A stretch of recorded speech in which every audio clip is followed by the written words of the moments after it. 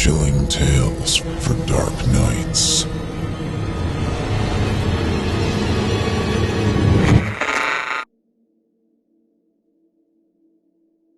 Justice isn't blind.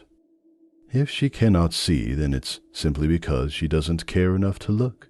She turned away that dark night my sister was attacked, where even the moon and the stars must have hidden their faces in shame.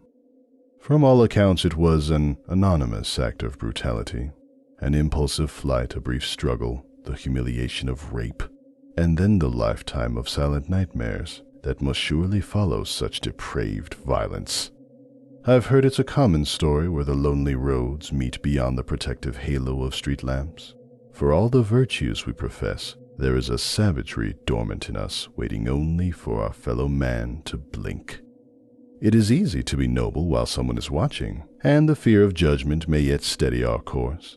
But in solitude, the moral compass will lose its bearing, replaced by whichever base instinct can scream louder than our pounding blood. It is some consolation that I found the one who valued his greed over human dignity. Through the course of these confessions, you will see that I am no better than the animal I hunted, so I will waste no time professing my merit now. I buy substances from a man who knew everything that happened in his neighborhood, and like anyone who seeks to profit from another's misfortune, he was willing to sell me the name I required. I found the rapist where he returned to the street my sister suffered upon, pacing and circling like a hungry animal, haunting the doorstep of his last meal. He didn't see me coming, and I made no sound nor spoke no word, save for the poetry of my bullet inscribed in his skull. I should have departed at once, but the satisfaction that his last throes of life promised lured me into complacent voyeurism. I stayed to tell him that my sister sent her love, hoping to purchase her closure with a death rattle rising in his throat. I wasn't expecting repentance, nor did I receive it. It wasn't the first time, and it won't be the last, were his final words to reach living ears. I have no one to blame but myself and my zealous retribution for failing to notice that he didn't work alone. They were on top of me in moments, wrestling me to the ground and stomping my gun away from my shattered hand. Knives punctured my back and neck, leaving great sucking wounds which inhaled the night air, wounds breathing in place of my own lungs, which were swiftly filled with blood. There weren't any magnanimous thoughts or profound revelations as the lights went out. One moment there was simply light and pain and noise, and then nothing. And then nothing. And then I opened my eyes to find I was no longer of this world. I knew at once, despite the fact that I was sitting at a quite ordinary wooden desk in a room no larger than a janitorial closet. On the desk was a piece of paper, and on the paper was a question, and in that question was written my fate for eternity. Welcome to hell. Would you like to 1. Remain human. You will be tortured by those who became demons. Or 2. Become a demon. You will torture those who remained human. P.S. If there aren't enough people to volunteer to remain human, they will be chosen randomly. I do not believe it is within my nature to torture anyone. Even my sister's abuser received death as fast as an executioner's axe. But no more could it be said it is within my nature to receive torture, as unnatural a human construct as can be imagined. But if I had to choose, as I'm sure many of you would have done so far removed from the judgment of both man and God, then I choose to accept my new home and don the mantle of hell I was offered. I steeled myself against the horrendous transformation I pictured, imagining razor talons growing from my bones to rip holes in the flesh, or an entropic decay to wreck my body until my skin ran down my face like candle wax. No physical transformation came over me, though, a phenomenon which I can only account to the devil's ironic sense of humor. I knew it from the first moment the floor dropped underneath to fling me down into the charnel realm, however. I was a demon now, and it was heaven to me. I expected the first time to be harder. The woman was presented to me in perfect physical health. I haven't noticed any discrepancies in age since I've arrived. Everyone looks to be in their mid-20s here. The room sealed, and I was given an hour to work on her. I find it distasteful to dwell on exactly what I did, but I remember rationalizing it cleanly with the knowledge that she was only here because she deserved it. Never mind that I was here too. Never mind that it could have been me randomly chosen. Never mind that she could have volunteered like this to spare another. She was in hell, and it was my job to make sure she knew it. It wasn't until I'd finished that I learned the second rule to this infernal game. Once the hour of punishment had been completed, the human is offered a choice. They can get revenge on me, or they can accept their pain and continue their journey.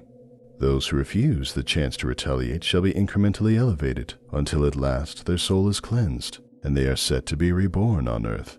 If, however, they choose to turn the torture on me instead, I will be nourished by the pain and descend further along the dark road I have chosen. For each blow inflicted upon me, my skin hardens, my muscles tighten, and my power will flourish. It didn't take long for me to realize how to properly play. The only way for me to progress was to inflict a punishment so foul and induce a hatred so deep in my victim that they choose revenge over the quality of their immortal soul. And progress I must, for untold centuries of this game repeated has refined some demons into legendary masters of their craft. Those demons have carved out kingdoms for themselves in this infernal domain, and through their countless successes have transformed themselves into towering behemoths of apocalyptic ability, shattering the landscape with their tread, and sending their lessers into groveling servitude. Since the moment I chose to become a demon, the gates of absolution have been closed to me forever. It may be my fate to dwell in this realm, but it was my choice to rule it. And so I went to work honing my skill. It wasn't enough to simply batter the humans into submission. If I was to force their hand against me, I had to get inside their mind, caressing and nurturing their spirit into one of mindless wrath. I learned to expose the subconscious dread lying dormant that even the bravest dare not shed light on. I mastered the art of wetting my brush in nightmares to repaint their memories until all they once knew of life was corrupted by my influence. I promised false salvation or deceived them into thinking they had escaped, or spoiled their loved ones until they could not contain the anger I imbued within them. But I didn't stop there. I studied the ancient texts of demonic lore recounting the torment of dying stars from the beginning of time. I served under the foulest creatures I could find, watching their methods and improving upon their design. Experimentation, research, and endless practice refined my mastery over the subtle art until I could induce a pain so exquisite that angels would shed their wings for the chance to smite me down. And ever I grew stronger, building a devoted following of my own to gather more humans, ever inventing and facilitating the process of extracting unbearable anguish. My human form twisted into a sentient shadow to reflect the pervasive nature of my approach, each victory making it that much easier to dismantle my prey. And I loved every second of it. I relished in my progression and thought I could live here until the end of time, prospering and expanding my reign to all corners of the nether realm. Perhaps one day I would supplant the devil himself, designing my own games to watch the universe fold and decay under my guiding hand, and perhaps I would have continued this road forever had it not been for the fateful encounter where I finally met my match. A human was pushed into the room with me, and the door closed behind. I had an hour to play, but I wanted more. It was the man who shamed my sister, infuriatingly smug and dismissive of my ability to break his spirit. I thought I would enjoy this more than anything, but to my mounting dismay, he stubbornly refused my influence. He remained passive through the acid wash of his nerves. His mind did not falter as I summoned the image of his father's lamentations against him. Every trick, every torment, every mental ravaging left him smirking, until with exasperation, I resigned myself to simply goad him into action. "You must feel cheated, forced to remain human at the mercy of every lowly criminal who cares to punish you." "I wasn't forced," he replied. "I made the choice. then you're an idiot who deserves what he gets. And what I'll get is freedom. I told you this wasn't the first time, and that it won't be the last, he said. I've been to hell so many times that it bores me. So that was his secret. He had gotten out before. He knew how to play the game. But it didn't matter, because no one played it like I did. So you really won't retaliate? I asked. No matter what I do? He shook his head, the smirk unaltered. I'm going back to Earth, and when I do, I'm gonna remember this like I always do. I'm gonna wait until I've grown strong again, and just for this, I'm gonna find your sister, and I'm gonna do it again. I had almost forgotten about my sister, about the world above, filled with its myriad of joys and sorrows. I missed her in that moment. I missed being alive, and as much as I enjoyed the role I had carved for myself here, I wanted to be back again. The thought that this monster would patiently wait out his trials, cheating the system over and over to return to his life of sin, it made me sick. The tables had turned, and all the hatred I sought to pour into him was rushing into me instead. I wanted nothing more than to flay him down to the core of his being and set such a fire in what remained to burn for all time. But even if I could somehow force his hand against me, even if I broke him so badly that he never escaped, I would still be here forever. And I hated him, and I hated myself, and it was the hardest thing I've ever done to hold on to that hatred and turn it aside. And harder still, to let him walk away, to bide my time, sending the weakest demons in my possession so that he might easily resist their influence, watching and waiting and even helping my sister's attacker elevate through hell until the time of his salvation was at hand. It was hard, but it was worth it, because that is when I chose to strike. I had already learned to infiltrate the mind in my pursuit of torture, and through my mastery I had infiltrated the spirit as well. I hid within his soul when his judgment was passed, concealing my hatred within his hatred, tempering my fire with his calculating patience. And when that soul was whisked away, I traveled with it, sleeping so softly within his dreams that even he did not know he bore me as his silent passenger, until the day when he was born on earth, and I with him. The struggle was violent but brief. It is easy to wrestle an infant's mind from them, and when the child's eyes opened, it was I who looked out. He may resist me yet, but I bear with me all the subtle crafts I have honed in hell, carrying them to earth, where they can be put to better use. You see, hell is heaven for the demons, but all the worst of us have found our way back home.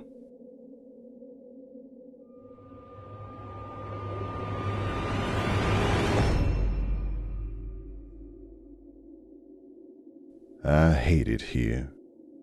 Granted, I deserve it.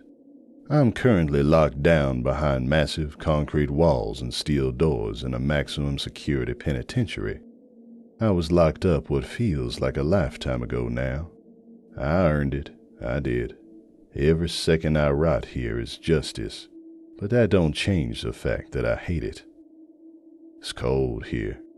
I have a single concrete cot and a toilet. My clothes itch and are too thin to keep any chills out. The walls are a gray, with a sickly green tint due to the dull, swamp-like tile that sends a grossly colored glow into the room, reflecting the buzzing fluorescent light above me. The door is thick and unmoving. They painted the same sickly green as the floor. I assume it is lead-based to save on cost. Maybe, if I lick it enough times, maybe I can kill enough brain cells to forget I'm here. I have no roommate, as many don't who are perceived as extreme risks. Thankfully, I can still have time outside and shower without being entirely supervised, more than I can say for many in here. My only commodity is my toilet paper and my journal. I earned the journal through much hard work and good behavior. The pencil I write with is dull and has no eraser, like that a golfer would use to keep scorecards. I am allowed 4 hours per day with it, between breakfast and lunch. I receive the journal and pencil with my meal and return it in kind.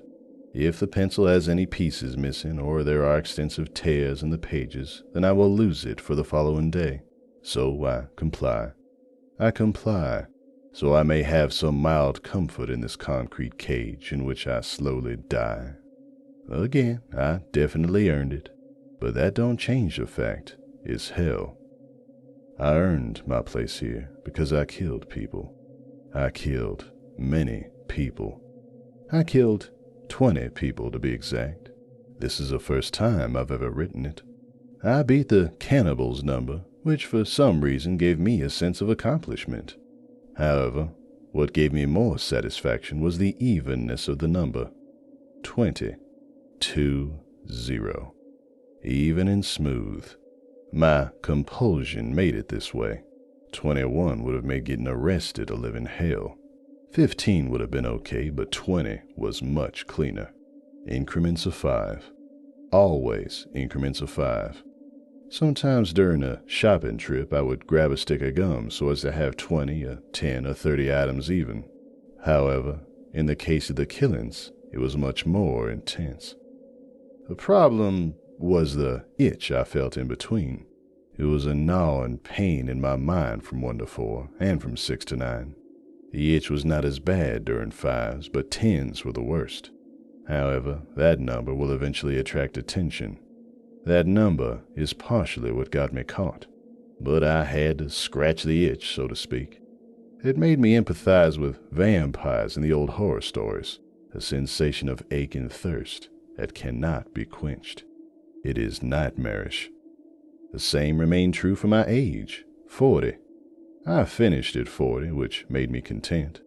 I hated not having an even age. I could force down the bad feelings when my age ended in 5s or even numbers, but I always felt bad years with 1s, 3s, 7s, and 9s. I digress. I understand it is abnormal behavior, but it's a compulsion. I have it manageable so that most would never even notice in a day-to-day routine. I have to reminisce on these pages because I have no way of going back.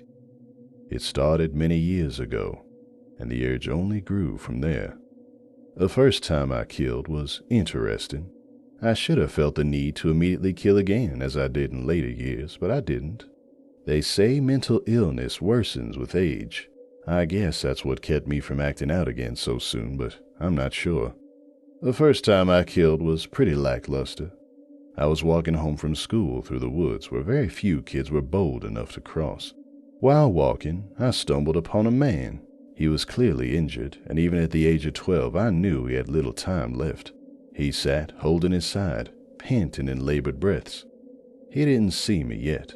From my vantage point, I could see a long white bone jutting from his leg, which tells me the pain from what his ribs were doing was worse than that of the broken leg. That, or he was just in shock. Far above this section of woods was a road, and from what I could see, a vehicle burst through the railing. The wrecked vehicle, a '69 Chevy C20 truck, lay decimated some 40 feet below the roadway in the brush and rocks. I remember this truck because I wound up purchasing one many years later in a secret nostalgia for myself. Either way, the driver had pulled himself from the wreckage and crawled in agony upwards of 50 feet to the nearest tree, where his strength was slowly failing him. I remember seeing a large shard of metal which had been ripped from the side of the truck and picking it up. I walked slowly to the man, who reached pitifully towards me for help. I slowly shoved the sharp edge of the metal into the man's throat and watched as blood began to spurt from the wound in his mouth. He gargled like a drowning sow on his own blood, and after a time he ceased all movement, forever. It was a rush which I cannot explain. The excitement of ending a human life is next to none. I was content for a fleeting moment. I stared at the body for some time before taking a bloody shred of his pant leg that was hanging by a thread. I just wanted to have a keepsake. That was my first kill. I was never caught, nor even suspected. Growing up in the mountains of the South allowed much privacy, and it allowed me to get away with murder. As time grew, so did the feeling of power and accomplishment. I felt like God. No one even knew I was the way I was. I would never be a suspect because I knew how to hide. I hid well because I knew how to hide. From the time I was a boy, I knew how to blend in. Sometimes it was a challenge because of my appearance, but I learned a simple skill: how to hide in plain sight. I was able to work hard in the background. I made good grades and maintained very few close friendships throughout school, so no one would discover anything about me. However, I made sure everyone had a nice thing to say about me. Carrying groceries, helping kids with studying, always using manners. I graduated in the upper ranks of my class and soon attended the local college. I worked hard where I could and raised enough money to buy my own rig. I worked by riding the highways as a trucker for years and eventually bought 2 more rigs. By 35, I was a respectable business owner in my own town with a dispatch and a few drivers. I obviously still drove even as the owner because it kept me close to my only real passion. I hid well in plain sight because white people love a nigger. In a town of 90% white and 10% other, I learned to blend despite being a minority. Learn to talk like them, learn to walk like them, and you can manipulate them into whatever you want. I hate them. Not white people. All people. My mother died shortly after I graduated high school from heart failure, and I felt liberated, for I held her opinion highly. Her opinions often kept me in line and respectable. When she died, I was free to pursue my own interests. My father, while a good man in his own right, never held much weight in my actions, so I walked the path I chose for myself despite what his feelings may be. Either way, I dwindled for some time after the first murder. The urge slowly grew. By high school, I kept my eyes peeled for another opportunity to snuff out a life. Finally, that day came. The second time I murdered was equally uninspiring. I found myself at a graduation party and the whole senior class was drinking heavily. All except me, that is. We were at the home of a wealthier student who maintained a spotless record through junior high and high school and wanted to go out in a way where she could get out of her proverbial box. I learned 2 things that evening. The first, that a well-mannered, well-educated young lady was no different than anyone else in regards to having a darker side. She wanted to be remembered for a party. Not her good grades, not her generous deeds, not her modest manner of dress, but a party. Everyone has a dark side in some way. This was the first thing I learned. The second was that if everyone is drunk and dancing on the roof, you could bump a certain young lady discreetly enough to send her 3 stories down into the concrete and make it look like an accident. She landed with a smack that can only be replicated in my dreams. This was the first time I was aroused by a killing. I'm not sure why. She was in a 2-piece, which I assume her parents knew nothing about, and her skin was pale and smooth. Her deep brown hair flowed past her shoulders, and the look of utter confusion and terror in the face of innocence was priceless. Blood pooled from her head and seeped into a nearby swimming pool. I fancied her, you could say, but only because she represented something that does not exist. Human innocence. When her skull cracked against the hard pavement, I was instantly excited. I had to sneak away to handle it and steal a memento from the girl's room. Meanwhile, the remaining partygoers descended into madness, trying to repair a situation that was far beyond broken. The chaos I caused that night again resurfaced my deep sense of accomplishment that only comes from death. This was the second time I killed. 18 years of age. By that time, I hit my stride as I stood 6'2" with 260 pounds. I had always enjoyed lifting weights and working towards my overall health. A fat predator is a bad predator. I maintained this level of fitness for most of my adult life. I had to, in order to pursue my passion. Of course, things have a way of catching up with me. I was incarcerated with an unfortunate mountain of evidence. I wouldn't say I covered every base perfectly to ensure not getting caught, but I felt like I was careful enough. I guess not, in hindsight. I remember the day I was arrested. I had turned 40 the month prior and was on the road delivering a shipment of plywood. I was behind the wheel of my rig in rural Alabama. I was taking a back road because I enjoy the scenery, and when you're the boss, you can set your own schedule. At this point, I had killed 19 people, and the itch was present. I would have to rub the back of my neck when I thought about it. It needed to be scratched. I needed to take care of it. That's when I saw her. Miles from any structure or any living person was a broken down, baby blue Volkswagen Beetle. The emergency lights were flashing, and a woman was looking into her engine compartment. The height of my truck allowed me to scan both her car and the area surrounding us. It was tall, uncut grass and trees, covered in utter blackness due to the overcast night. There was no one for miles and miles. We could be alone, together. I pulled in behind her, with my lights low as not to scare her. When I stepped out of the truck, I addressed her. "Pardon me, ma'am." I know how to disarm. I have worked on my speaking voice for years in order to betray their security into my hands. "Are you all right?" She stepped out from behind her hood, and I saw her in better light. She was a young Hispanic woman. Her clothes were tattered, but I think that was intentional. She had silky, dark hair to her shoulders and black librarian glasses. She was pretty, which was a bonus for me. Consider it like a dinner. You're going to get your meal, but when it includes dessert, then it is all the better. I also knew she could complete this cycle. She could be the 20th and I could rest. Best yet, she was petite, so there would be little fight. "I think the engine is shot," she said in desperation that these dark woods certainly played well into.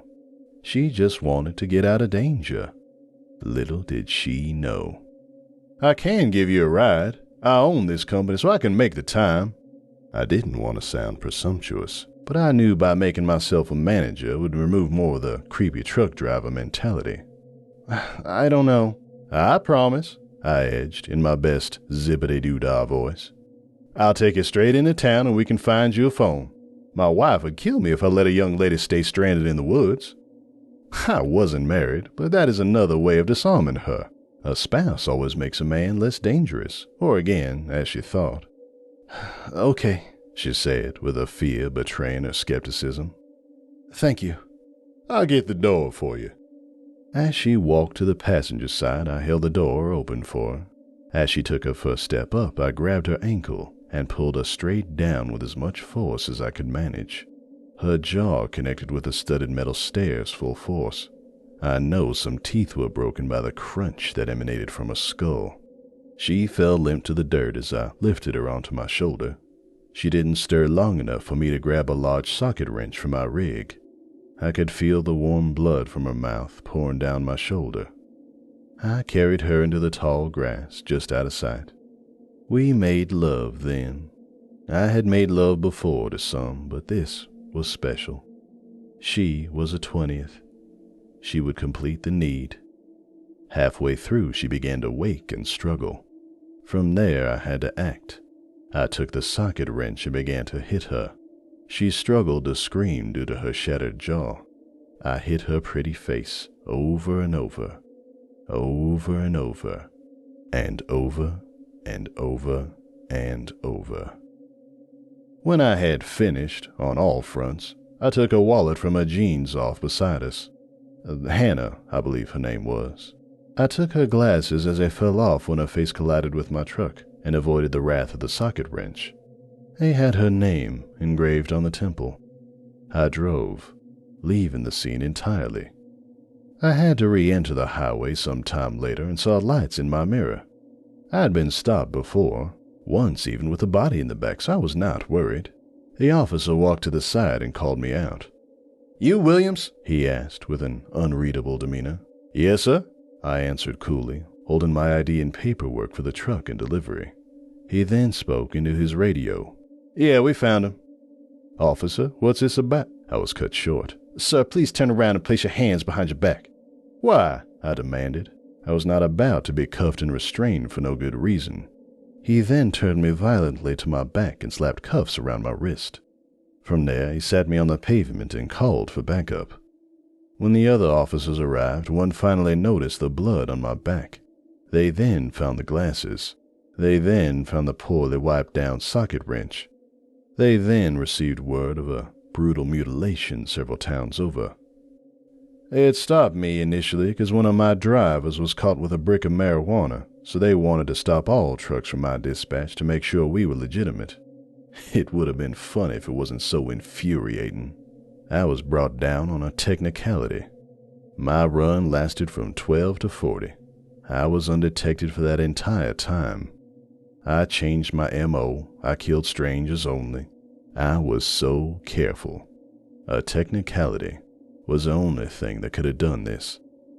My simple home was turned about until they found my treasure box, a shoebox of souvenirs and news clippings. From there, it was easy to put me at every single murder.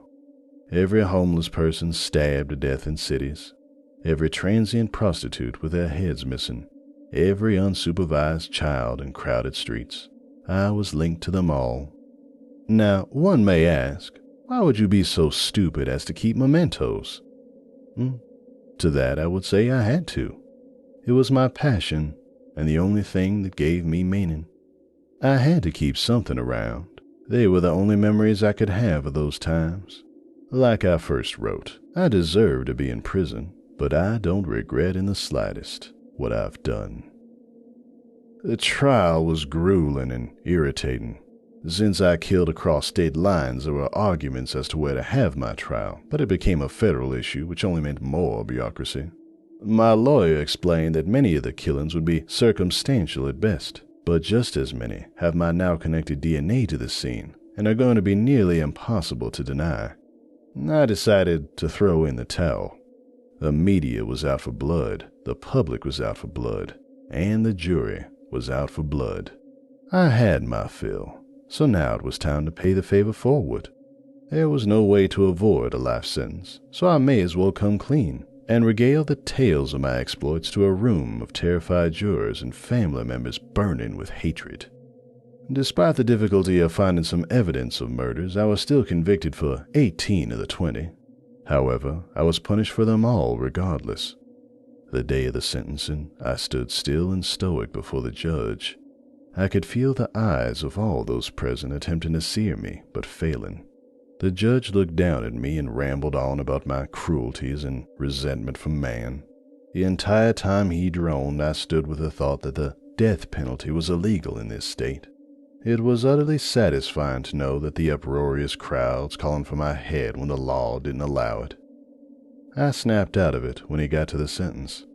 Seeing as how the death penalty is illegal in this state, I can only do the most with that in light. I hereby sentence you to 1,001 life sentences. He was being melodramatic. Not in history had there been such an absurd sentence. What's worse, the number was uneven, meaning the rest of my life I would have to say 1,001 when discussing my sentence. He knew this. My demeanor slightly shaken, I asked the judge, "Why 1,001? The courtroom was silent. The families, friends, and jury looked at me with contempt, but that didn't matter then, even less now. The judge leaned over his podium. He smiled with a smugness that still boils my blood, and he calmly replied, "To torment you." That's how I got where I am now. I don't interact with the other inmates or the guards. I just mind my own business as best I can. I don't like to think about my sins because it makes me itch. Similar to when you haven't paid a certain bill but don't have the funds. It's a wincing mental discomfort. I write the rest of this in a testament to what happened yesterday in hopes it reaches someone on the outside. My day started normally. A loud bell rang and I stood to my feet. From there my door opened and I walked to the shower facility.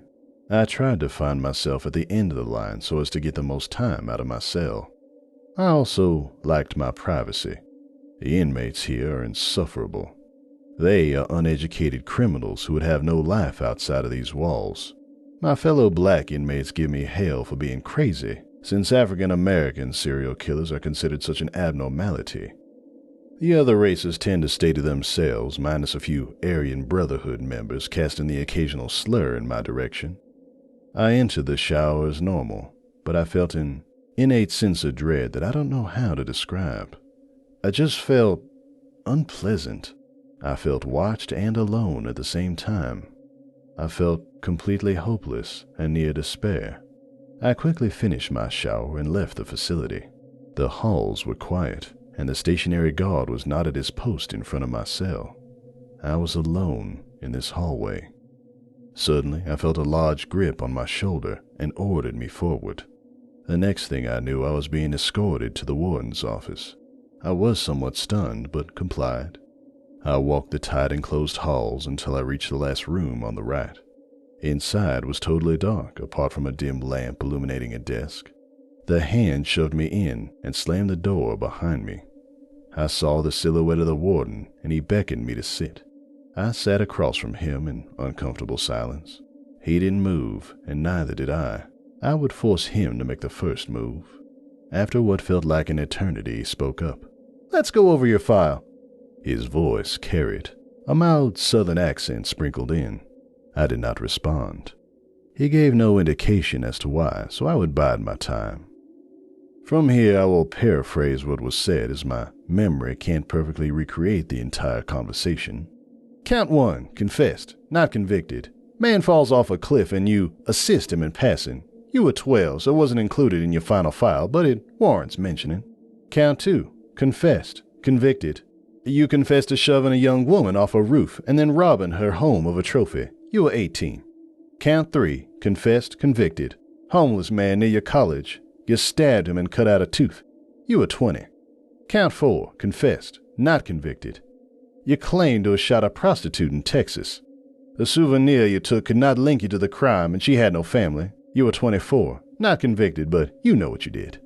Counts 5 through 9, confessed, convicted on all counts. You killed 5 lot lizards before changing your M.O. That was smart. They were all strangled, and you kept a lock of hair, left them on the highway. Count 10, confessed, convicted. You took a lost 12-year-old and drowned him. You kept his retainer. You were doing well in life by this point, but murder still called, didn't it? Count 11, confessed, convicted. Ah, this one was special, wasn't she? That gas station employee who you stalked for a while, followed her home and broke in. Took your time and did it right. She broke your perfect streak, and you were going to make her pay, right? Kept her locket as a token of your affection. Count 12, confessed, convicted. You took a young man to your home from a local club in Missouri. Strangled him the moment the door was closed. Chopped him up and kept his teeth. Counts 13 through 17, confessed, convicted on all counts. The hitchhiker phase. Here it seemed like you just wanted to close the gap. You got sloppy, left a lot of evidence behind. I guess because they were vagrants it wouldn't have mattered. Count 18, confessed, convicted. You killed a housewife in Florida. You were on vacation at the time. You spotted her and just had to do something. Waited until her husband left, and you had yourself a time. Another rape and strangling. You took her blood-soaked necklace. Count 19, confessed, convicted. You saw a jogger one morning and followed her in your truck. When you knew their routine, you waited in the bushes until he passed. You killed him with a hammer and took one of his shoes. Count 20, confessed, convicted. A one that brought you down. You couldn't resist her. You were too careless, too excited. Now you're here. You took her glasses after bashing her head in and assaulting her. He took a deep breath, and his outline sat back. Do you know what they call you? He asked me incredulously. I was livid. He completely bastardized my work. I had done so much, and he swept over it like an obituary column. I glared at him in the dark before answering. The scavenger hunt killer? I hated that name. They donned me the scavenger hunt killer because my murder spanned so far and I collected odd, disconnected items. Again, my works and efforts were reduced to a joke. It still makes me sick. The warden spoke up again. Are you sorry? I sat for a moment before responding. Would it matter? He chuckled in a deep-throated laugh.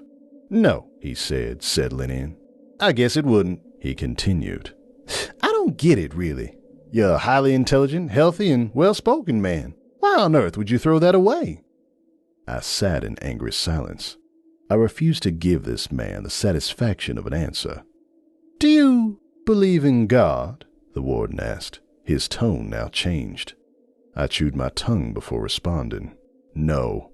Huh, pity, he responded lackadaisically, as if my response didn't really matter. That would have made what I'm about to tell you so much better. I waited for him to continue. Your sentence is being commuted. I raised an eyebrow in disbelief. Really? Yes. He sat, still shadowed, but I knew he was smirking. What does that have to do with God? I know I should have had much more important questions to ask in that moment, but I was curious. I assumed he meant I should be thankful. Well, he said, his voice trailing, that would have made this next part easier. You passed away this morning, son.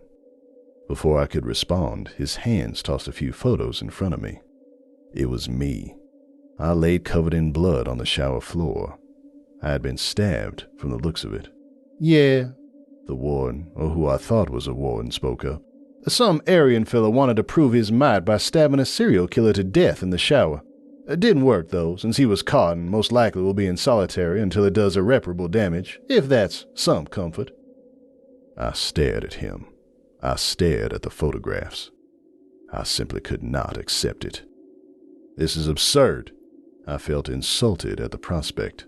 I know it seems odd, but hear me out. He sat upright, ready to make his case. Do you know what the Universalists are? No. Well, he continued without missing a beat. Basically, it states that everyone gets into heaven, even if you aren't necessarily in that denomination. This is heaven? I was ready to laugh. This was a joke. No, see, that's the bad news, he continued.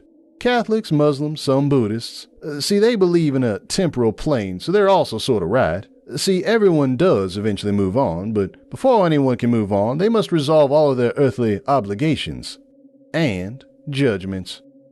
Before I could remark, he caught his breath and explained further. You died this morning. You served one of your 1001 life sentences. Welcome to number 2. I stood up. This isn't funny. I'm leaving. I couldn't move. I was frozen in place, unable to use my body. My eyes felt like they were being pried towards the seat. Please. I heard the warden, though his voice was now much deeper, sink in my gut. Sit. I returned to my seat with a sensation that was new to me. Fear. Now, he continued, his voice returning to normal, you are not dead. You just started another sentence. Everything will be back to normal when you leave. When I dismiss you, you will leave here and return to your bunk. Do you understand? I nodded, still stunned by what I knew then as truth. His voice, the unexplained dread I felt that morning. I walked out of the warden's office that day, feeling a hopelessness I've never known. The prison was the same, but it wasn't. It was lonelier, darker. It feels like forever ago. I learned since then. First, lifetime does not mean from the age you are incarcerated. I expected a 40-year life sentence, but after speaking with a few other inmates serving like myself, who I see sometimes sparingly, I learned that it varies somewhere from 80 to 120 years. It varies, but it is always at least 80.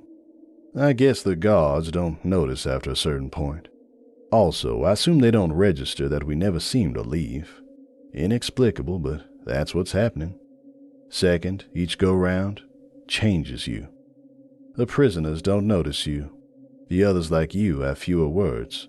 The guards seemed always outside the line of sight, even when they would interact. They were like fleeting shadows. I am cracking, mentally. I will walk into the showers and see someone shaving, even speak with them at length. However, when I turn a corner or close a stall door, he'll be gone when I return.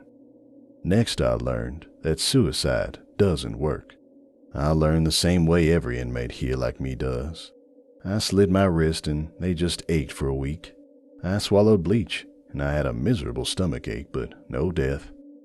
I hung myself where I choked and flailed, fully conscious, for 8 straight hours until a guard found me while bringing my breakfast the following morning. I learned that being murdered decreases the time, but murdering adds it, so no one on Life Row attempts to murder here.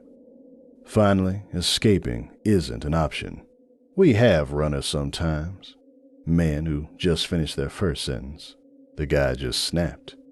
I guess he was maybe 60 years before dying in his sleep. He just panicked and ran. The snipers didn't even turn. He grabbed the fence and immediately fell to the ground. From there, he shook violently. He died right there of a heart attack. I saw him a week later. 3rd life sentence, half crippled. I guess we get punished if we try to leave. I don't know if it's permanent. He was a wreck upon returning. It reminded me of the cats in my neighborhood as a boy. The first time you hurt it, the animal twitches and becomes neurotic, but given enough time, it accepts its fate. The man now spends his time staring silently behind dead eyes at whatever light source is around. To some, this is limbo, where we remain trapped in the prison in which we were condemned until our body and our soul have finished serving their sentences. To others, this is some kind of purgatory, where we are groomed for eternity in paradise. Either way, we are forced to remain, forced to live until we pay our dues, never truly dying. I don't even know if time is the same now, but if you're reading this, I managed to successfully get these pages out. I have a handful of plans which I cannot record. I cannot risk any future attempts should this fail. I'm leaving this journal for anyone who is a criminal or wants to become one. I have between 80,000 to 100,000 years left. I do not feel remorse, but I do wish I knew then what I know now. This is simply a warning. 100,000 years on a concrete slab, a hard, unforgiving surface. 100,000 years with 1 hour a day in a dying earthscape I barely recognize. 100,000 years of sickly green floors and cold steel doors that move for nothing. 100,000 years of mopping floors or scrubbing toilets. 100,000 years of being monitored by beings I cannot fully comprehend as their burning horror erupts in the back of my mind. 1,001 life sentences. 1,000 to go. Only one small thing gives me comfort. With 1,000 life sentences, at least it's a nice clean number. I hope I don't die too soon and ruin this nice, even lifetime, because the next one will be hell.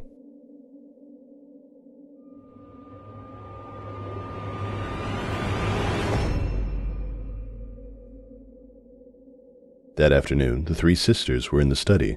Mrs. Brigham was hemming some black material. At last, she laid her work on her lap. It's no use. I cannot sew another stitch until we have a light, said she. Carolyn, who was writing some letters at the table, turned to Rebecca in her usual place on the sofa. Rebecca, you had better get a lamp, she said. Rebecca started up. Even in the dusk, her face showed her agitation. It doesn't seem to me that we need a lamp quite yet, she said in a piteous, pleading voice like a child's. Yes, we do, returned Mrs. Brigham peremptorily. I cannot see to sew another stitch. Rebecca rose and left the room. Presently she entered with a lamp. She set it on the table, an old-fashioned card table which was placed against the opposite wall from the window. That opposite wall was taken up with 3 doors. The one small space was occupied by the table. What have you put the lamp over there for? asked Mrs. Brigham, with more of impatience than her voice usually revealed. Why didn't you set it in the hall and have done with it? Neither Carolyn nor I can see if it is on that table. I thought perhaps you would move. If I do move, we both can't sit at the table. Carolyn has her paper spread all around. Why don't you set the lamp on the study table in the middle of the room? Then we can both see. Rebecca hesitated. Her face was very pale. She looked with an appeal that was fairly agonizing at her sister, Carolyn. Why don't you put the lamp on this table as she says? asked Carolyn almost fiercely. Why do you act so, Rebecca? Rebecca took the lamp and set it on the table in the middle of the room without another word. Then she seated herself on the sofa and placed a hand over her eyes as if to shade them, and remained so. "Does the light hurt your eyes, and that is the reason why you didn't want the lamp?" asked Mrs. Brigham kindly. "I always like to sit in the dark," replied Rebecca chokingly. Then she snatched her handkerchief hastily from her pocket and began to weep. Carolyn continued to write, Mrs. Brigham to sew. Suddenly, Mrs. Brigham, as she sewed, glanced at the opposite wall. The glance became a steady stare. She looked intently, her work suspended in her hands. Then she looked away again and took a few more stitches. Then she looked again, and again turned to her task. At last she laid her work in her lap and stared concentratedly. She looked from the wall round the room, taking note of the various objects. Then she turned to her sisters. "What is that?" said she. "What?" asked Carolyn harshly. "That strange shadow on the wall," replied Mrs. Brigham. Rebecca sat with her face hidden. Carolyn dipped her pen in the inkstand. "Why don't you turn around and look?" asked Mrs. Brigham in a wondering and somewhat aggrieved way. "I am in a hurry to finish this letter," replied Carolyn shortly.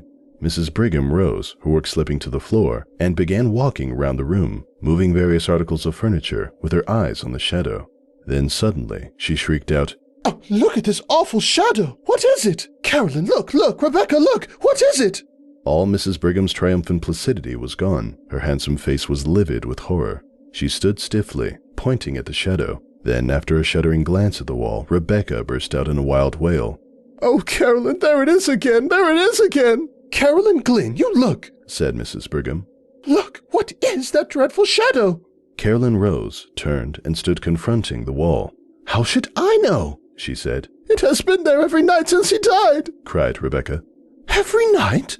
"Yes. He died Thursday and this is Saturday. That makes 3 nights," said Carolyn rigidly. She stood, as if holding her calm with a vice of concentrated will. "It looks like, stammered Mrs. Brigham in a tone of intense horror. "I know what it looks like well enough," said Carolyn. "I've got eyes in my head." "It looks like Edward!" burst out Rebecca in a sort of frenzy of fear. "Only, yes, it does," assented Mrs. Brigham, whose horror-stricken tone matched her sister's. "Only, oh, it is awful. What is it, Carolyn?" "I ask you again, how should I know?" replied Carolyn. "I see it there like you. How should I know any more than you?" "It must be something in the room," said Mrs. Brigham, staring wildly around. "We moved everything in the room the first night it came," said Rebecca. "It is not anything in the room." Carolyn turned upon her with a sort of fury. "Of course it is something in the room," said she. "How you act! What do you mean talking so? Of course it is something in the room. Of course it is," agreed Mrs. Brigham, looking at Carolyn suspiciously. "It must be something in the room." "It is not anything in the room," repeated Rebecca with obstinate horror.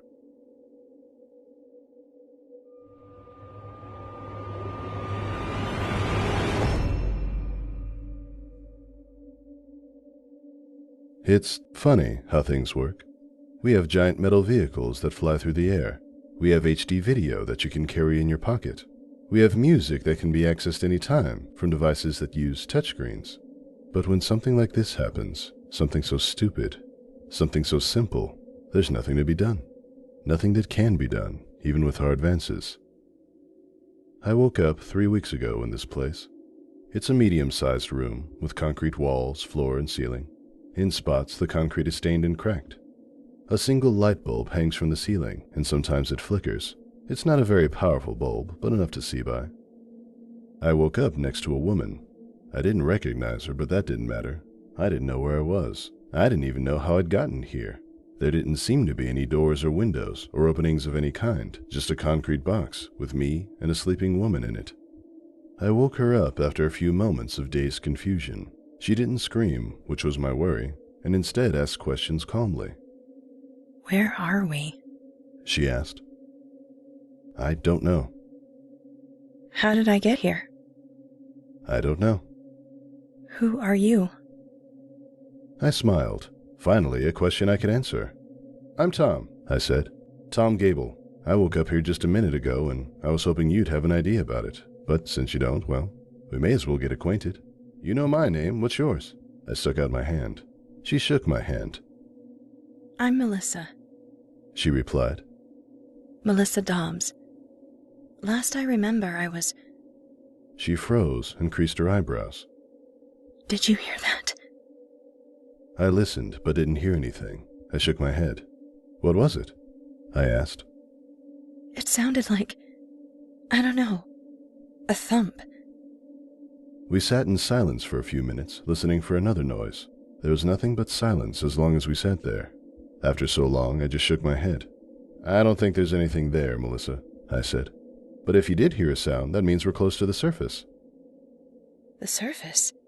She repeated. What do you mean, the surface? Well, the way I figure, we're probably underground. Where else would someone keep a concrete box?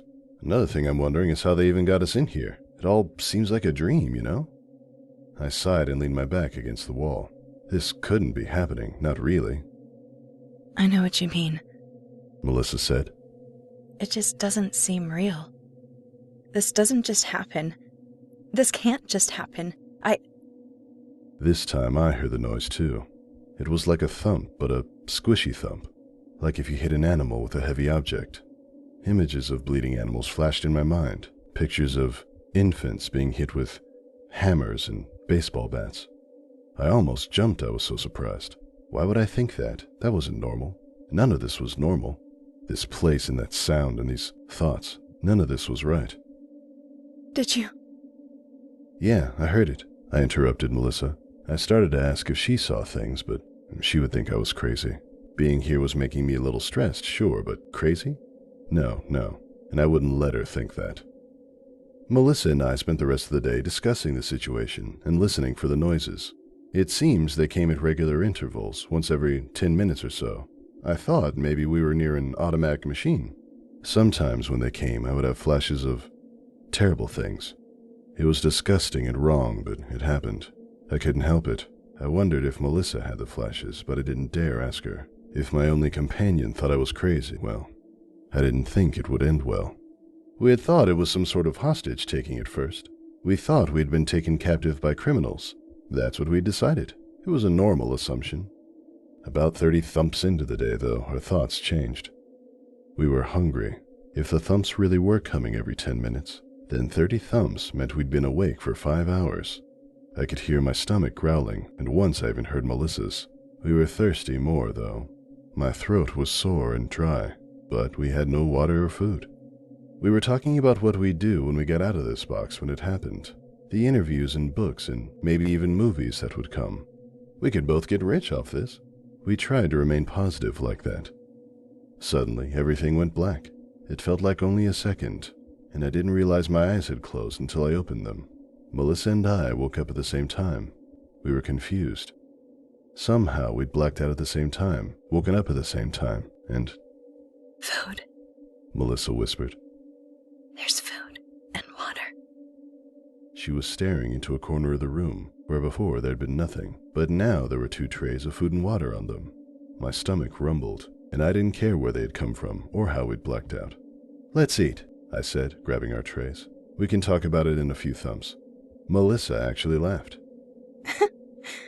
Funny how the way we measure time can change just like that. She said, grabbing her food. But I guess it's just as good as minutes or hours. The food was good. Warm, steak and potatoes, a scoop of ice cream for dessert, a liter bottle of water to drink. The steak was pre-cut for us, so no knives. The forks we were given were dull, very dull. No way we could hurt anyone with them. Not that we would be able to regardless, since it seemed they could induce a loss of consciousness whenever they wanted to. I got the feeling that once we were done eating, we'd just black out again, and the forks and trays would be gone. We ate in silence, and then my guess was confirmed. We lost our trays and our forks, and again we were just in an empty concrete box. We never actually talked about it. We kept busy talking about other things. After another 50 or so thumps, we went to sleep. It was hard to sleep at first with the thumps, but as with anything, you grow accustomed to it. You grow accustomed to the thumps and the flashes and the blackouts, just as people grow accustomed to planes and phones and iPods. This is adaptation. This is evolution. I don't know how long we slept, but every day there seemed to be less time in between each thump. Each day, though, the food seemed to get a little better. The first day's food was good, but it seemed bland. Each day the food tasted better, as if a reward for losing time between thumps. This is conditioning. By day 10, there was barely any time between thumps. The food was delicious. We couldn't get enough.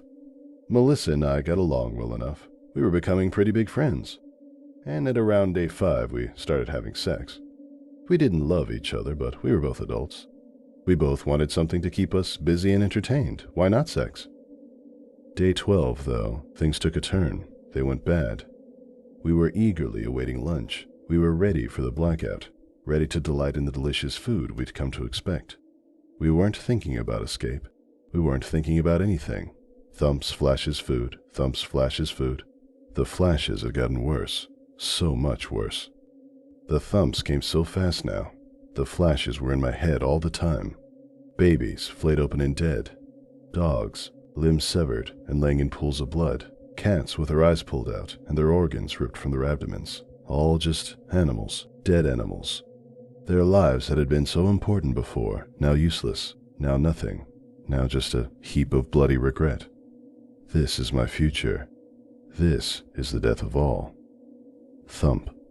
Darkness. When I awoke, I didn't smell food like I was used to. Melissa was already awake, crying. "What's the matter?" I asked her. "Why are you awake already?" I didn't fall asleep this time. She whispered. They came in straight through the wall. They were so hideous. They... She started to sob. "Calm down, Melissa," I said. I went to her and put my arm around her. She latched onto me weakly. "Tell me what happened." They don't have mouths, Tom. She cried. They're not human. But the thumps come from their heads. We don't hear them with our ears, Tom. I never noticed before, but we hear them in our heads. Do you understand? They didn't bring food. They said that they'll keep bringing food from now on, but not today. They tried to tell me something else, but they had to stop thumping to talk to me. And once the thumping was gone, I didn't hear. I didn't want to. I begged them to stop, to bring it back. They stopped talking. They left. This is necessary. I held Melissa until she stopped crying and fell asleep. I thought about the changes we had now.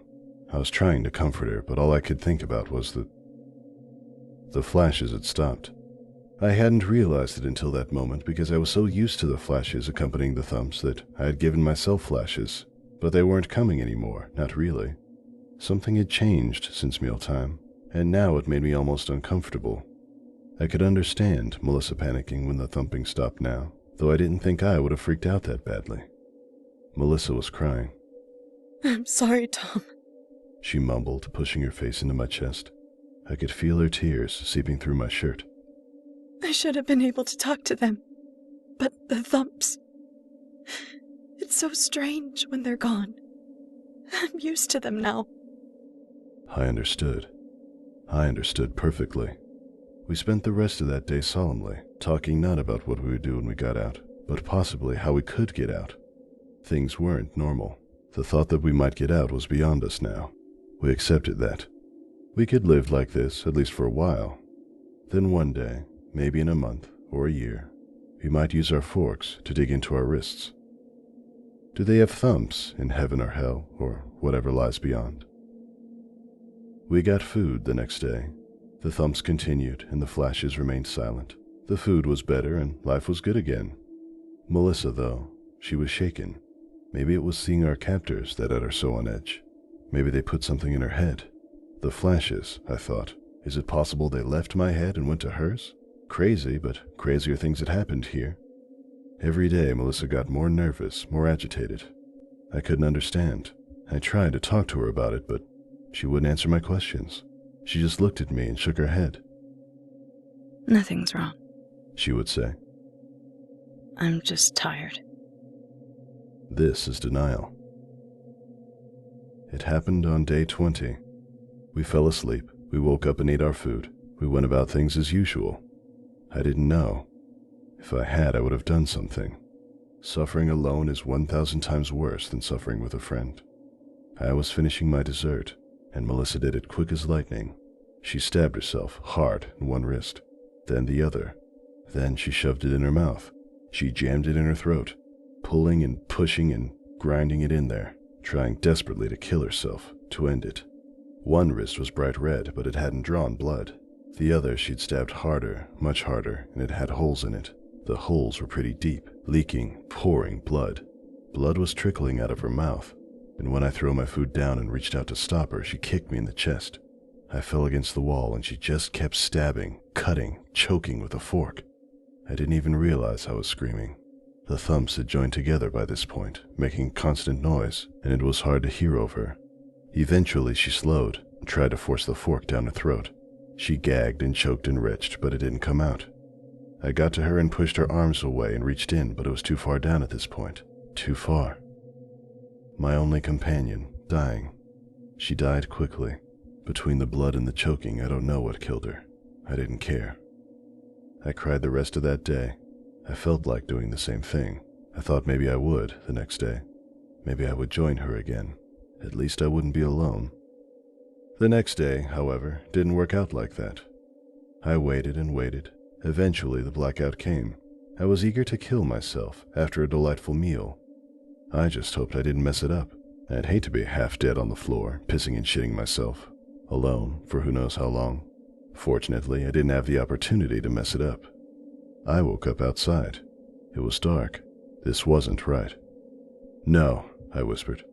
No one was in sight, but I could see the lights of a town in the distance. I was out. I'd made it out of my concrete prison. No.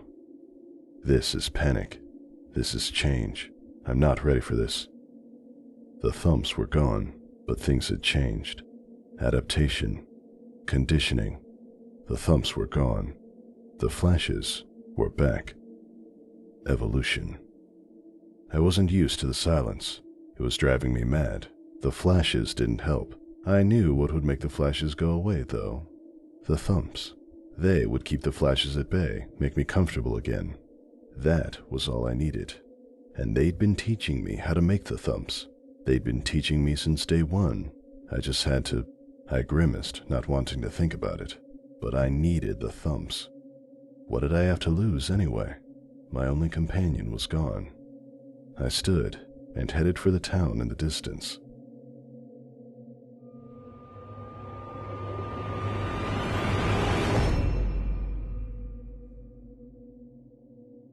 This is a set of instructions for how to speak with the devil, which, as those of you with any sort of brains at all might note, is a patently moronic proposition on the face of it, one likely to culminate in any number of thoroughly unpleasant fates. Honestly, it would be smarter to publish your credit card number on Facebook, or take up a career in crocodile wrestling. But then, that isn't going to stop you, is it? Not if you're sincerely interested, at least. Technically, if you do everything just right, there's a fair chance you'll walk away scot-free. And that seems to be reason enough for some people to decide that it's a good idea, especially if you're the fate-tempting, thrill-seeking, scared junkie type, or the desperate type. Which brings me to a point of clarification I ought to make. This is not a manual for making any kind of Faustian bargain. You know, the whole sell your soul type of deal. Although if you happen to bring it up in conversation, he certainly wouldn't be one to refuse. Following through with such a foolhardy bargain, however, would necessitate removing some of the protections which you will put in place for your conversation, and I don't think I need to spell out for you why that would be a bad idea. If you're mathematically impaired enough to want to trade something that will last an infinite number of years for something that might last about 90 tops, there are plenty of other rituals out there for you to follow. This one, if performed correctly, should only allow the two of you to talk. This, perhaps, begs the question of why exactly you would want to speak with the devil in the first place. Maybe some of you just like the idea of making small talk with extremely dangerous occult entities, but for the sake of the human race, I hope most of you aren't quite that stupid. Short answer is, he knows things. Things that some of you may have a deep, vested interest in finding out. I mean, he's not omniscient or anything, much as he would like to pretend otherwise. He's not God, but he's definitely got a supernatural advantage over the kind of knowledge any human would be able to obtain. For example, he wouldn't be able to predict when the next world war will happen, or tell you the cure for cancer, but he could very well be able to predict the winning numbers of tomorrow's $500 million Powerball drawing, or tell you what deadly, undiagnosed condition might be afflicting one of your loved ones. Of course, the Prince of Darkness doesn't just go around giving out winning lottery numbers to anybody who asks, and trusting any sort of information obtained from a being commonly described as the father of all lies is liable to land you in a worse situation than you were when you started. However, if you're really dead set on finding something out, and you've exhausted all other options, there is a way to try to get accurate information out of the guy. You see, like so many of the urbane villains in popular culture, the devil has a bit of a penchant for games and gambling. Of course, the reason he likes him so much is that he almost always wins. Unless you happen to be a fiddler named Johnny, or are being represented by Daniel Webster, you're probably going to get your ass handed to you. But if you're determined enough to want to face the risks and the long odds, there's a certain game the two of you could play to try to win the information you need. First things first, though. We'll start off with a description of the summoning process, then get into the rules of the game, some tips for how to play, and finally, of course, the inevitable litany of arcane shit that might go horribly wrong. In order to contact your conversational partner, you'll need to go to a church at midnight. It doesn't matter what kind of church, large or small, old or new, liberal or conservative, just as long as you're sure it will be empty. The last thing you want is for some preacher to walk in on you while you're in the middle of this, for the sake of the preacher's well-being as much as your own. The process will probably work best if you try it on a new moon, or a full moon, or Friday the 13th, or Halloween. The actual day is less important than the psychological effect it has on you. As long as you don't try it on Christmas Eve or something stupid like that, you should be fine. The time is important, though. You don't have to start or end your ritual at exactly 12 a.m. midnight Greenwich Atomic Time or anything. But as a general rule of thumb, you ought to show up a bit before midnight and have everything set up by no later than 10 or 15 after. Show up a lot before midnight if you don't know how you're getting in.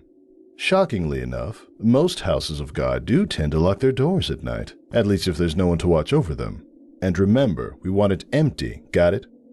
There are, of course, certain things you need to bring, and certain things you can't bring. For this ritual, you will need a full can of salt. You won't need to use all of it, but it's always better to have more than you need than to have less. 7 candles, red or white being preferable. Something to light the candles with. You would be shocked how often people forget this. Occult ritual or not, they aren't going to magically light themselves.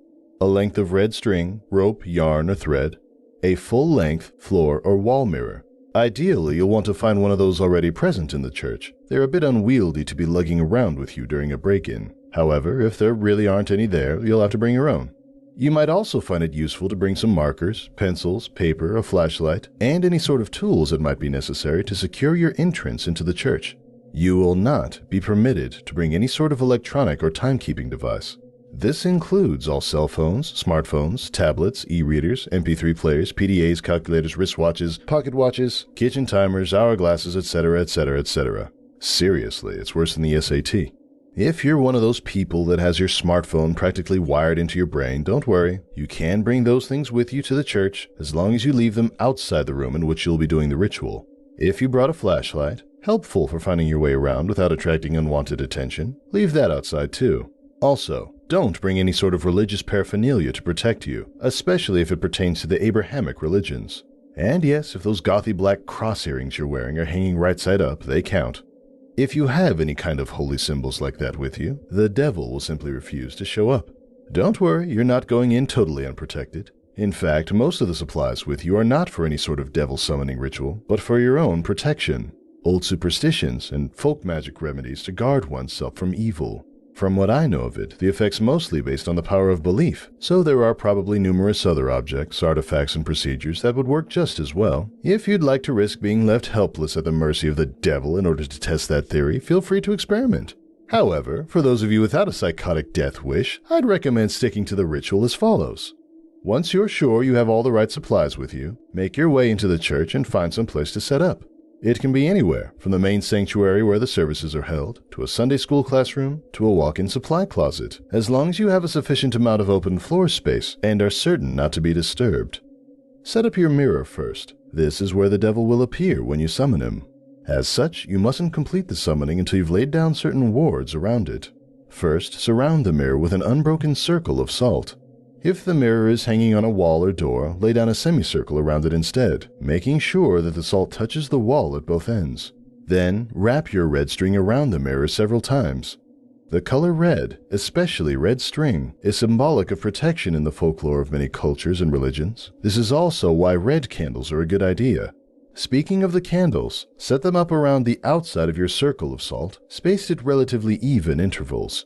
No, you do not have to get out measuring tape and make it exactly perfect, but do at least try to make it look as though it was set up by someone old enough to be trusted with matches.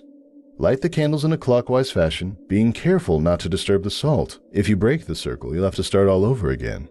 Once all the candles are lit and burning strongly, your protective wards are complete.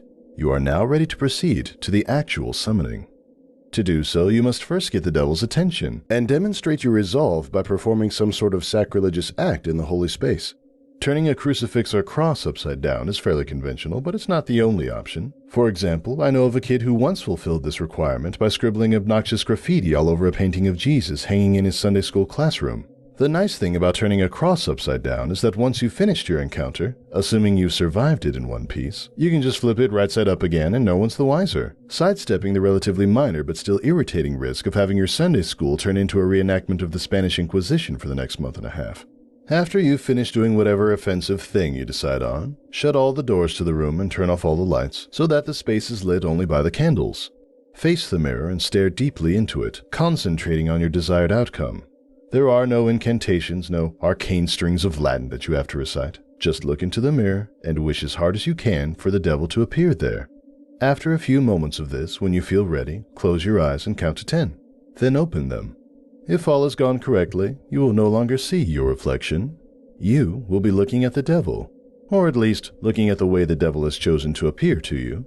Chances are he won't look like your conventional red, horned demon with goat legs and a pitchfork, nor any other sort of terrible apparition. No point in scaring you off now. Better to lure you in, make you feel safe. To that end, he generally takes on the appearance of a fairly average, nondescript human being. If anything, he's prone to vanity, and will lean towards the more attractive end of the spectrum. The only real frightening part of him will be his eyes.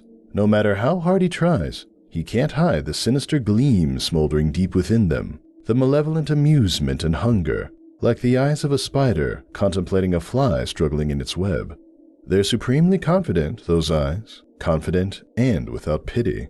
Don't look into them too deeply, or you'll begin to feel helpless and paralyzed with dread, losing your hope and your will to fight. Since you'll probably be just standing there staring at him for a few moments, having on some level expected for the ritual to fail, he'll initiate the conversation by asking what it is you desire from him. If you can gather your wits enough to string together a coherent sentence, you should respond with something like, "I wish to challenge you in a game of question and response." Even if you don't get the words exactly right, he'll know what you mean, and he'll accept your request with a wide, predatory grin of anticipation. He's been playing this game for a long time, you see, and he's very good at it. Most humans, on the other hand, are very bad at it. This gives him a chance to, at the very least, thoroughly mess with your mind, and at most, well, we'll save that for the litany of shit that could go wrong. You'll have to play it very smart to avoid justifying his expectations. The general rules of the game are very simple, with a few caveats that can make things more complicated. He'll begin by asking you a question. He always initiates the game. It can be anything, from a piece of obscure trivia, to a riddle, to an extremely personal inquiry. Don't worry, you won't be immediately plunged into hell if you answer wrong or anything like that. As a matter of fact, he won't even tell you whether you've got the answer right or wrong. After you've answered his question, you get to ask one in return. Now, here's where the consequences of your response come in. If you answered his last question correctly, he will respond to your question as honestly and accurately as he is able. However, if you answered it incorrectly, he is free to lie to you as he sees fit. Perhaps you've asked him something you're better off not knowing. He'll tell you the truth about it anyway. More likely, he'll feed you the most insidious, damaging lie he can come up with. Either way, after he's responded, he'll ask you another question, and the process will repeat over and over until you decide to call it quits. Now, you may be sitting there thinking that it sounds fairly easy to get the information you need. All you have to do is wait for a question you can answer correctly, and then take that opportunity to ask him what you really want to know, ignoring everything else he's said. Well, it's not that simple. The devil will never give you an easy question, one that you can be completely sure of the answer to. He may instead give you questions that you may have some vague knowledge of, that you think maybe you know the answer to but aren't really confident, thus forcing you to endlessly second-guess yourself, obsessing over whether or not you can trust the information that he gave you next. Perhaps you'll think what he said was a lie, wish it was a lie, but be eternally consumed by doubt, unable to fully convince yourself that you were wrong. Or perhaps you'll have to make a huge choice based on the information that he gave you, and be tormented by fear and indecisiveness as you realize that your fate, and perhaps that of others as well, rests entirely upon whether or not you were able to correctly recall some arcane piece of trivia that you don't even remember now. You'll never remember the exact questions the devil gave you, by the way. That would make it too easy for you to go back and check on your responses. Or maybe instead of testing your knowledge, he'll ask you something personal, something you lie to even yourself about. You'll answer back to him, thinking maybe you've gotten the question correct. No, I don't resent my sister. Yes, I would turn the money into the police. But he'll know better. He'll know better than you do that you're lying, and he'll lie to you in return. And you'll believe him. You'll believe him until you are no longer able to deceive yourself. And by then, it might be too late. Or maybe he won't even give you a chance to get an accurate response at all. Maybe he'll just ask you endless strings of completely impossible questions, making you more and more frustrated and disheartened as you realize you'll never be able to force him to tell you the truth. Questions like, what was the exact height of Mount Everest in centimeters in the year 1666? Or, what is the airspeed velocity of an unladen swallow? Although, knowing his sense of humor, if he ever asked the latter, he might consider African or European a correct response. There are a couple ways to short-circuit this particular strategy, however. Additional rules and courses of action that might make the game more interesting, and prevent you from being stonewalled completely. Although, in all honesty, he probably wants you to try for one of those options anyway.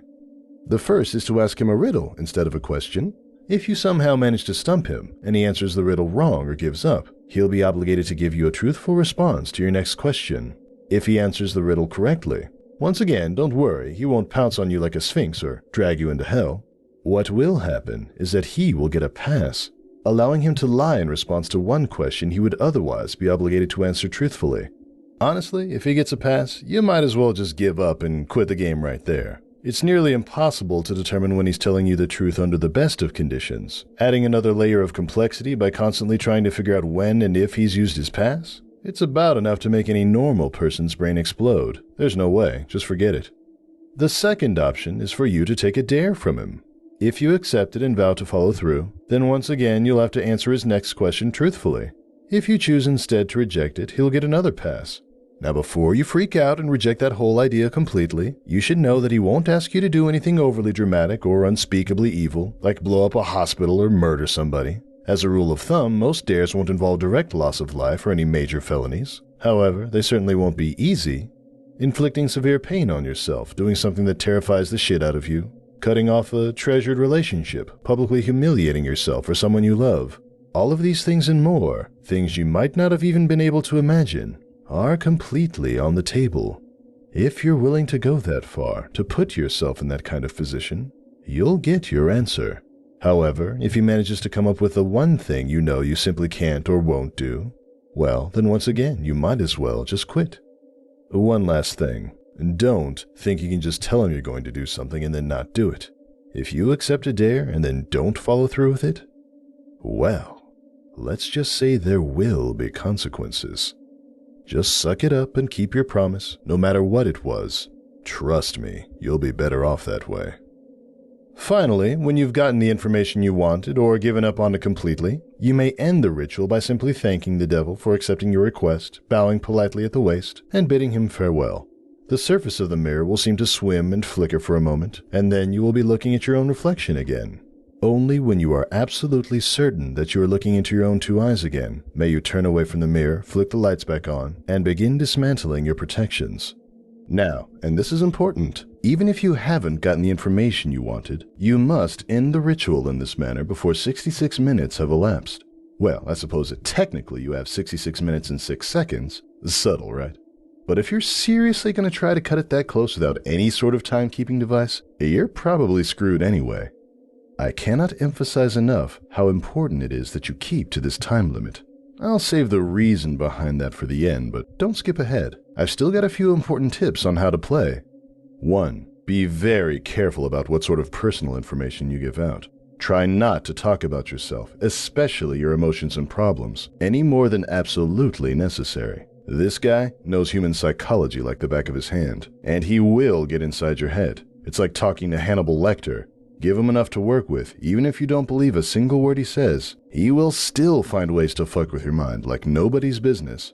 If anything he asks you makes you even remotely uncomfortable, do not hesitate to lie through your teeth. There will be plenty of other questions. On a similar note, try to keep the game on track and moving briskly. Unstructured interactions of any kind are to be avoided. Chances are that at some point he will try to draw you off on a tangent, discussing something that fascinates you, analyzing a response you've given him, or finding some other excuse to speak at length without moving the game forward.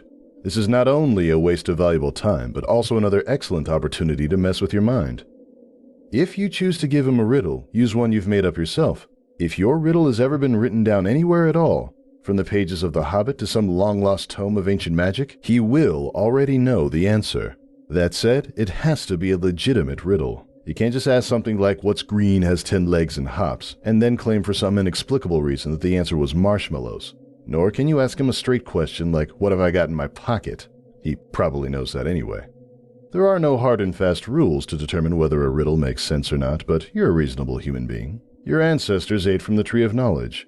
Please, for the love of crap, use common sense. 4. If you choose to take a dare, there is a slight chance that the devil will ask you to do something easy. Deliver a letter, for instance, or scribble a 10-digit number in a public bathroom stall. If he does ask you for something like this, and you have even a shred of common decency in you, do not accept. Chances are that he's using you to further some sinister plot, one liable to ruin a lot of lives and harm a lot of people.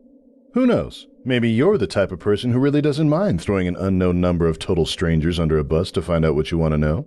But at least be aware that that is what you're doing. 5. Last but not least, be very aware of the time. It might be helpful to do some practicing beforehand and get a feel for how long an hour is without a watch. The devil will probably put off discussing the things you're most keen to find out for as long as he can, and as you near the 66-minute deadline, he'll start trying harder and harder to distract you, captivate you, and otherwise keep you playing until it's too late. He'll string you along, feed you little glimmers of false hope, keep you thinking, just a few more minutes, I'm almost there. Don't fall for it. Don't go over the time limit, no matter what. Now, you might be thinking that this game doesn't really sound all that dangerous so far. Threats of psychological damage rarely seem to carry the same weight as threats of physical damage, even though their costs are often just as great. There are plenty of ways for you to seriously screw yourself over, both physically and mentally, not to mention spiritually. And it is with these that I will conclude, in the vain hope that they may make some sort of impression. First, while you are speaking with the devil, do not let him out of your sight. Keep staring into the mirror no matter what happens. He will undoubtedly try various tricks to make you look away.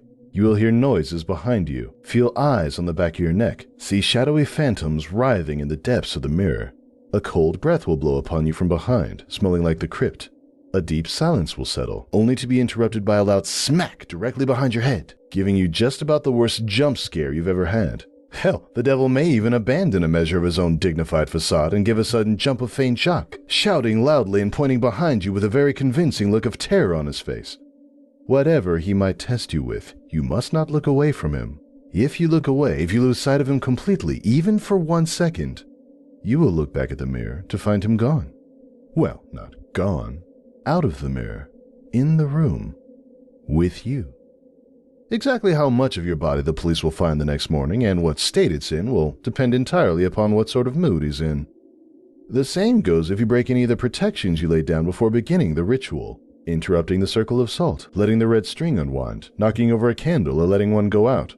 Any of these will free him from the mirror, and then, well, you're all a bunch of creative horror junkies. I'm sure you can fill in the blanks. On a different topic, you may reach a point in the game, probably after a long series of maddeningly impossible questions, where the devil asks you the deceptively simple question, what is your full name? You must not give it to him. Names can be things of great power. Although the devil will, of course, already know your name, telling it to him yourself is akin to asking a vampire into your home. Your name is deeply synonymous with your own inner self. Thus, giving him your name is powerfully symbolic of giving him yourself. If you are foolish enough to make this mistake, all of your protections will be for naught, and he will seize upon your unwitting offer with malicious glee, stealing away your soul and dragging it back with him into hell. At least this way the police will find a complete, identifiable body, As a matter of fact, your vacant shell will be totally unblemished, seemingly having dropped dead of sheer terror. Last, but certainly not least, there's the matter of what happens if you go over the time limit. This is arguably the worst thing that you can do. You won't think so at first. The devil will give you no indication that you have in fact exceeded the time limit, and you will conclude the ritual as if nothing had gone wrong. Perhaps as the devil's image in the mirror trembles and gives way, you'll see a particularly nasty, triumphant smirk flash across his face, but this will be easily dismissed as your imagination. You'll turn the lights back on, gather your belongings, and leave the room. But when you open the door, you will see nothing. That's right, nothing. Just a flat, white void extending infinitely in all directions. Only the room which was reflected in the mirror will now exist. Incidentally, if you turn back to face the mirror again, you may catch a glimpse of your own reflection. Perhaps it will even turn and favor you with a smirk and a cheeky wave before sweeping out the door into the perfectly normal church hallway outside. As you may have already figured out, you yourself are no longer in the church. Your soul is now trapped in the mirror, and the devil has taken liberty of possessing your body now that you are no longer using it. Pound on the glass and scream all you like, you'll never get out on your own, and no exorcist can help you. But don't worry, it's not like you're in hell, right? At least, not necessarily. What you have to understand, see, is that a human soul, stripped bare of its flesh, is a deeply volatile and vulnerable thing, especially when trapped in the land of the living. You are now an entity of purely mental properties, and as such, the barriers between what is real to you and what is imaginary have been completely dissolved. As you fill that reflected room with your anger, your sorrow, your fear at being trapped, these emotions will begin to coalesce, given form by your mind. If you're not particularly imaginative, these creatures may not be too terrible, may not be able to inflict too much horror and pain. With time, you may even be able to teach yourself to get rid of them. If, however, yours is a mind haunted by monsters, a mind that is vibrantly creative and imaginative, and more than unusually twisted, well, there's no telling what horrors might come clawing their way out of the maelstrom, tasting sweet release from the confines of your subconscious, hungering for your terror and suffering. They will refuse to be banished, dragging you kicking and screaming into an endless positive feedback loop of pain and fear. Needless to say, if you're a regular patron of websites like this, you're probably pretty well fucked. There's only one way to find release from the mirror and the world that you've created therein. They say that if you call the devil once more and ask him to free you from the mirror, he'll be willing to take you out. For the usual fee, of course. Who knows? Maybe if your imagination is twisted and powerful enough to create a personal hell that leaves you begging for the real thing, those talents might be put to good use. There are over 7 billion people in the world after all. Even the devil himself can't be messing with all their minds at once. Talented help is always appreciated. Of course, the corollary to your being trapped inside the mirror is that the devil now gets to do whatever he wants in your body until sunrise. At around that time, your body will mercifully drop dead from the strain of the possession. Autopsy will probably identify the cause as some sort of coronary event. Don't get too relieved, though. He's perfectly capable of stirring up plenty of trouble in those few hours. For instance, he may decide to do something big and dramatic, like purchase a large meat cleaver and go on a murder spree, starting with the names in your address book and working his way out to complete strangers if he has time. Or perhaps he'll focus on only one person, someone who trusts you completely, using your persona to get him or her alone and vulnerable, and then, well, no need to describe it here. Once again, I'm sure you can think of a few things. Starting to see why I call this the worst outcome yet? Of course, there's also a chance he won't lay a finger on any of your loved ones, instead deciding to do something a little more subtle, more insidious. Like drop off a few nondescript, unmarked packages on certain doorsteps in the dangerous part of town, or locate a particular dusty, age-yellowed text in the storeroom of your local library and intentionally misfile it in the young adult literature section. Or whisper 7 very choice words into the ear of the distracted-looking young redhead waiting for the 3 a.m. subway train. Or maybe he'll decide that, in this age of waning superstition, not enough people are getting interested in his games, and the knowledge of them is in danger of being lost. Maybe he'll decide he needs to get the word out there a bit more. Attract some new suckers. Challengers. Maybe he'll take a quick peek at your browser history, see where the impressionable, curious minds are hanging out these days.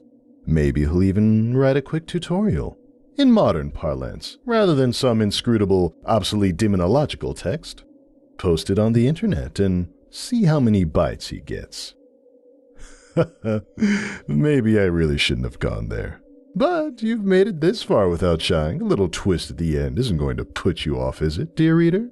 I'm sure there are plenty of intrepid adventurers among you with burning questions you'd like answered. And you're all a smart bunch. You know the pitfalls, you know the conventions. You live and breathe this sort of thing, do you not? There's no way you'd fall into any of the obvious traps, right? You're not some Dick or Jane off the street, after all. You'd be bringing a whole new level of competition. You would... Oh, excuse me just a moment. I think I hear someone calling for me. What? You want out that badly already? Must be one hell of an imagination you've got on you. Perfect.